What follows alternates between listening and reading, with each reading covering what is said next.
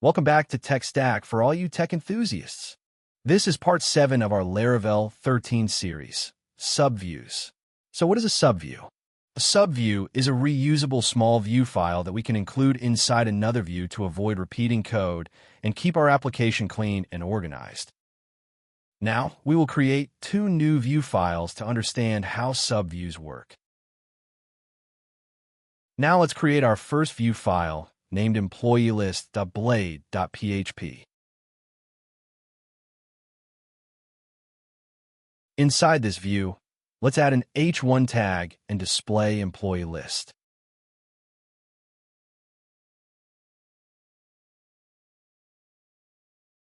Now let's create another view file named employeeprofile.blade.php. Inside this view, let's add an h1 tag and display employee profile.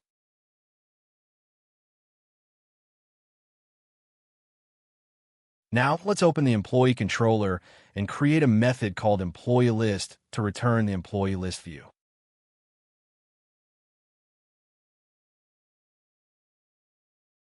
Now return the view employee list. This tells Laravel to load the employeelist.blade.php file when this method is executed. Now let's create another method in the controller for the employee profile view. This function will return the employee profile view when called from the route. Now let's go to web.php and create routes for both employee list and employee profile. These routes will connect URLs to our controller methods. Now let's first define the route for employee list in web.php. This route will call the employee list method from the employee controller. Now let's define the second route for employee profile in web.php. This route will call the employee profile method from the controller. Now we will use employee-list as the route URL. This is the URL that will open the employee list page in the browser. Now we will use employee-profile as the route URL. This is the URL that will open the employee profile page in the browser. Now open the terminal and run the command php artisan serve, then test it in the browser. This will start our Laravel development server, so we can check our employee list and profile pages. Now let's copy the URL and paste it into the browser to test our route. This will help us confirm that our route is correctly connected to the controller in view.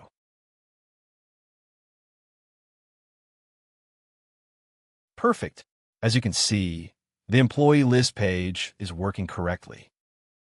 Now let's copy the employee profile URL and open it in the browser to test it. Perfect. As you can see, the employee profile page is also working correctly. Now let's create a reusable subview named footer using Laravel's artisan command.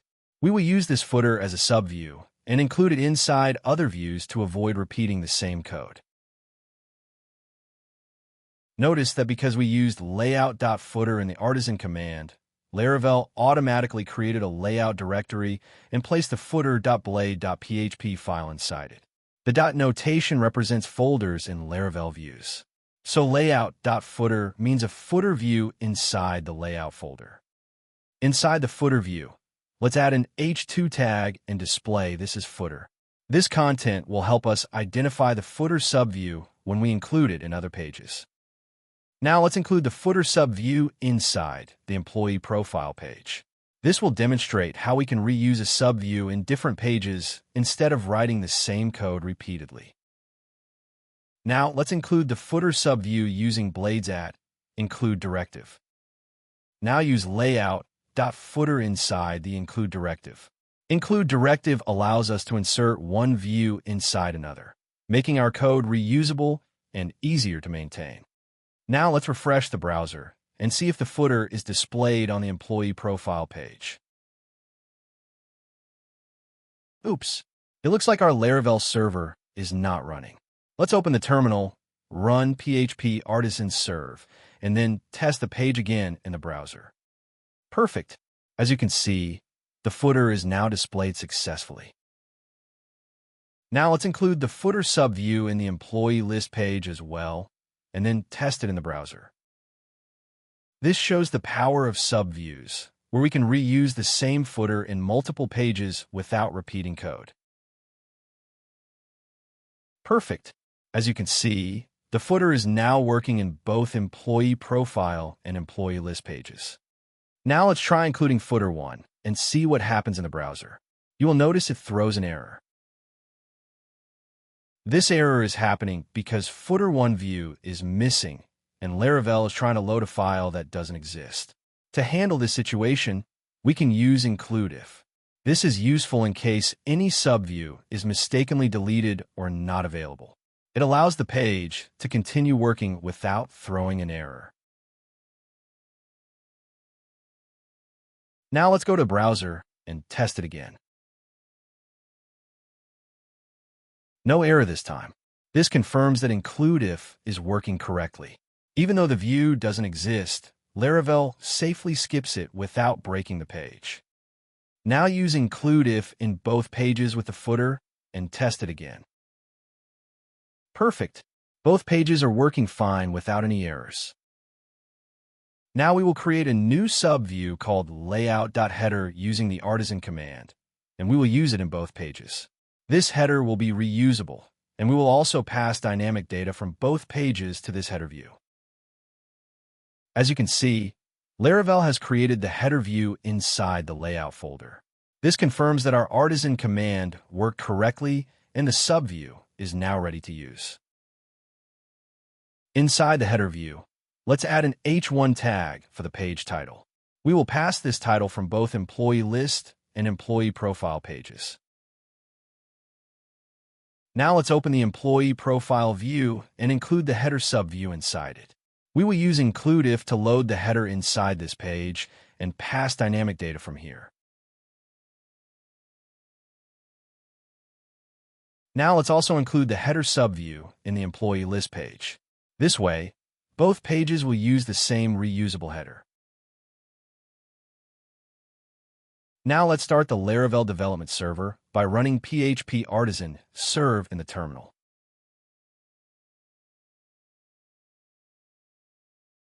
Perfect.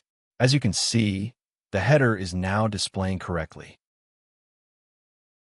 Now let's pass the page title employee list to the header using a key value array.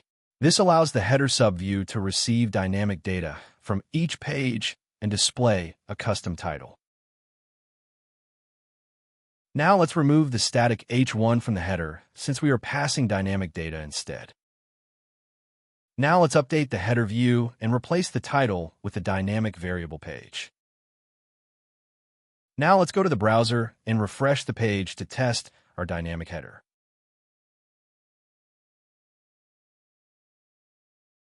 Perfect. As you can see, the header is now dynamically showing the page title correctly. Now let's do the same in the employee profile page and pass a dynamic title to the header.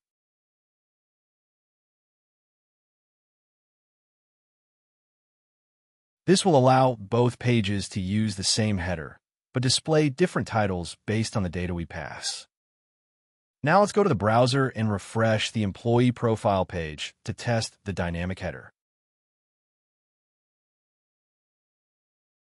Perfect. As you can see, the header is now dynamically receiving the correct title from the page. Now I hope you understand how subviews work in Laravel and how we can pass data to subviews using a key value array. If you're passionate about learning new technologies, make sure to subscribe to our YouTube channel, Tech Stack, and keep learning new skills. Thank you. And remember, consistency is the key to success.